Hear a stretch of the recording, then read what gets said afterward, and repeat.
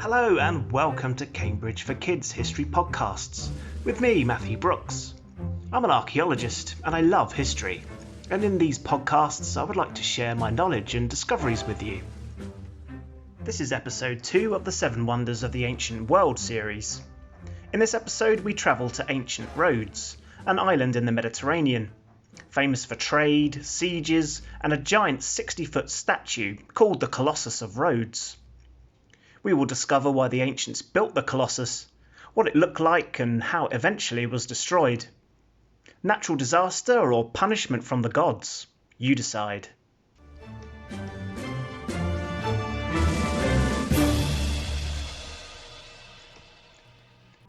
Ever since ancient times, the small Greek island of Rhodes has been a main meeting point between the Mediterranean and Aegean seas, and was considered a very important centre for trade and industry in the ancient world. The capital city, which is also known as Rhodes, was built in 408 BC and was intended to benefit and take advantage of the natural port on its northern coastline. In 357 BC, the island was captured by Mausoleum of Halicarnassus, only to be retaken by the ruthless Persians in 340 BC, and was to eventually end with being occupied by Alexander the Great in 332 BC.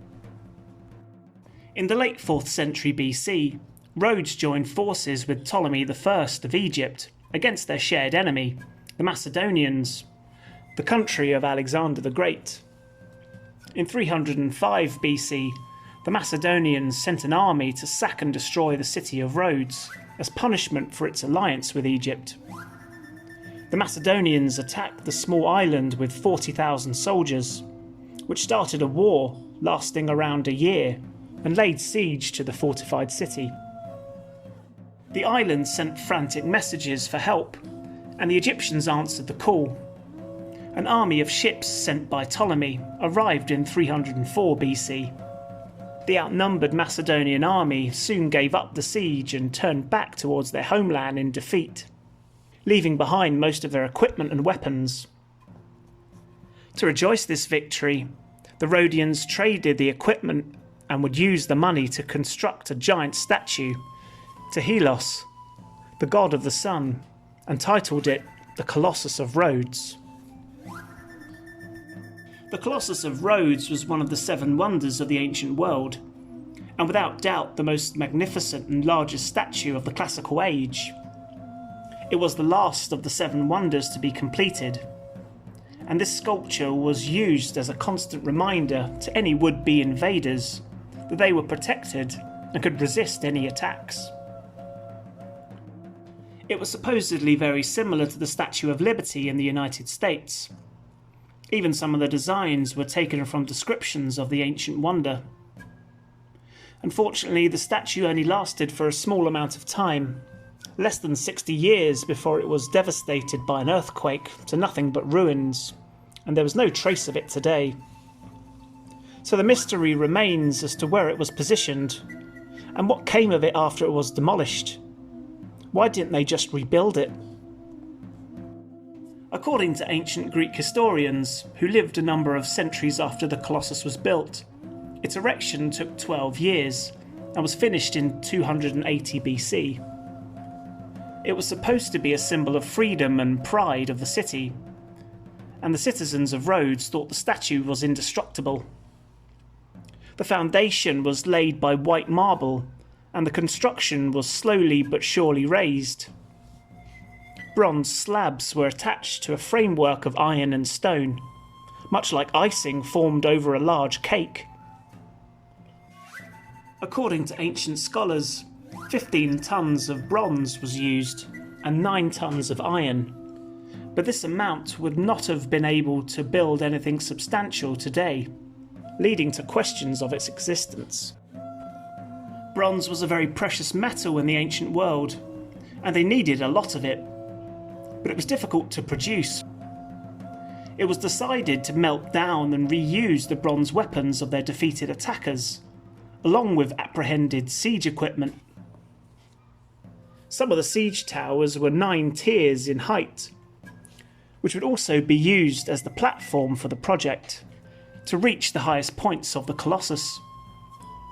When the statue was finally completed, the Rhodians placed an inscription on it, which read, "To you, O sun, the people of Rhodes set up this bronze statue reaching Olympus." The Colossus of Rhodes was a figure of extraordinary proportions. It stood over 30 metres high, making it one of the biggest statues in the ancient world. The thigh by itself was by all accounts 3 metres in width, and the ankle was almost 2 metres in length. Unfortunately today, researchers are still not sure how the Colossus of Rhodes looked, or how it was positioned. Medieval drawings would show the statue with its legs stretched across the entrance to the harbour. But we know that this was certainly not the case.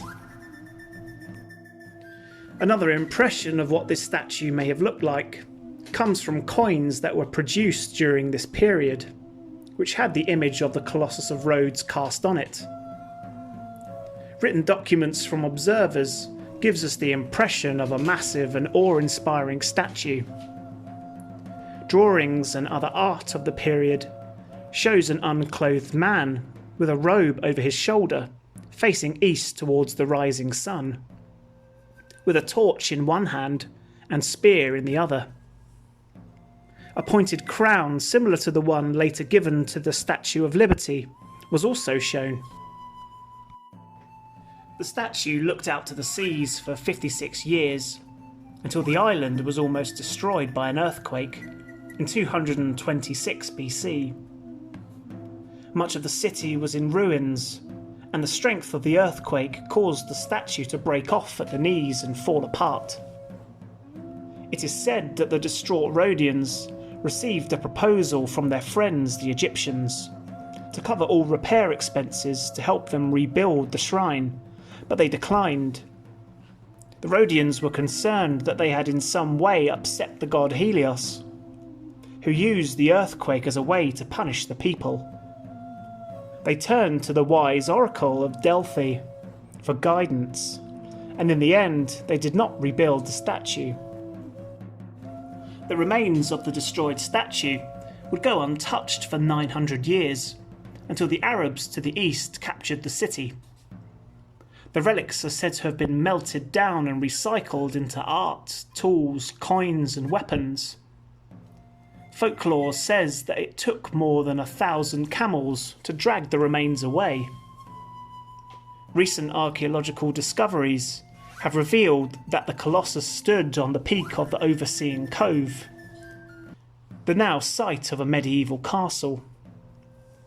Specialists found handmade stones, believed to be the very stones used to form the base of the gigantic statue, which are today used in the construction of a fortress at the entry to the harbour.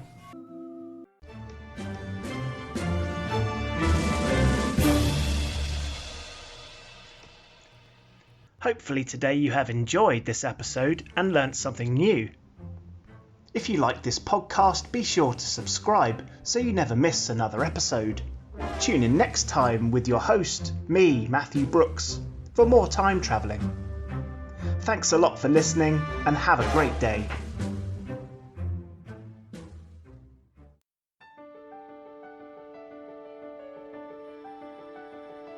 Now, Charlie, you and I have a deal. I'll be back for Christmas, which isn't that long from now. And you are going to make new friends and help Aunt Nani. You can't just leave me! Truly, I won't be gone long, and Aunt Nani needs your help. You don't need to keep saying it! Charlie, I know this makes you sad, and I know you're sad because you love me. Promise me you'll be helpful.